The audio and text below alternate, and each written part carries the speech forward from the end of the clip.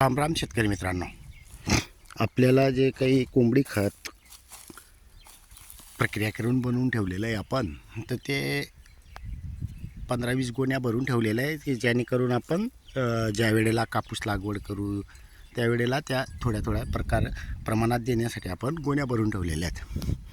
त्याच्यामधून आता जे शिल्लक हे आहे ते आपण आता फेकून देतो आहे अशा पद्धतीचं.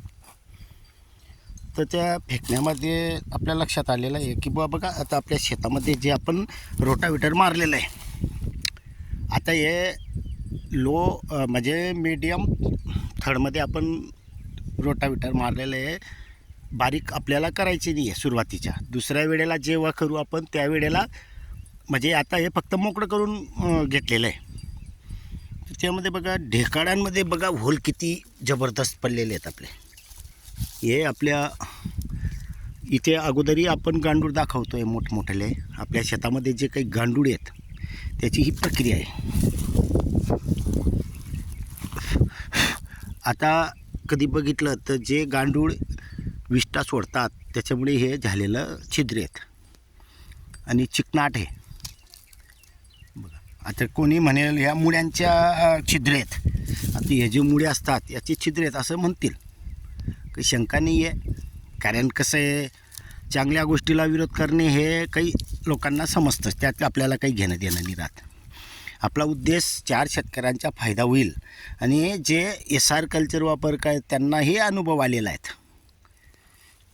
हे बघा, तर असं नाही की बुवा एका ठिकाणी जमा करून ठेवलेलं आहे.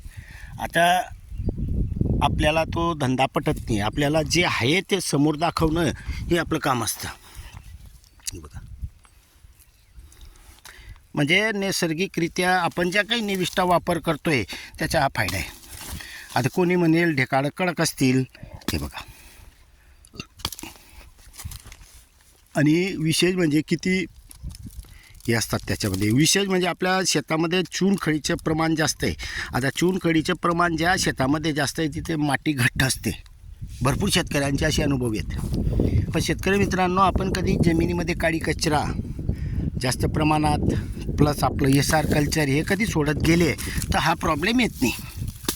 आणि विशेष म्हणजे गांडुळांची संख्या वाढल्यानंतर की ऑटोमॅटिक आपलं काम सोयीस्कर होतं आहे. आता विशेष म्हणजे आता हे होण्याचे मेन कारण सांगतो. आपल्या जमिनीला कमीत कमी मार्चमधून पाणी नाही आहे, म्हणजे फेब्रुवारी एंडिंगपासून पाणी बंद आहे, तरीसुद्धा ओलावा असल्यामुळे हा चिक हे झालेलं आहे. आता तेही फुटून जाईल. आता डिसूळ असल्यामुळे कसं आहे बघा. तर शेतकरी मित्रांनो, जमीन सुधारायची असेल,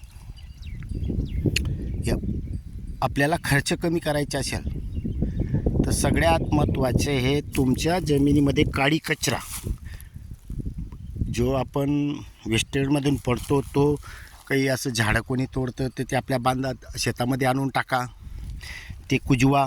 त्याच्यानंतर आपल्याला ऑटोमॅटिक परिवर्तन दिसणार आहे. त्याच्यासाठी आपल्याला जीवाणू कल्चर सोडणे हे महत्त्वाचे आहे. बघा, कुठेही गेले तरी तुम्हाला छिद्रे हे दिसणार आहे जे ढेकाळांमध्ये. धन्यवाद.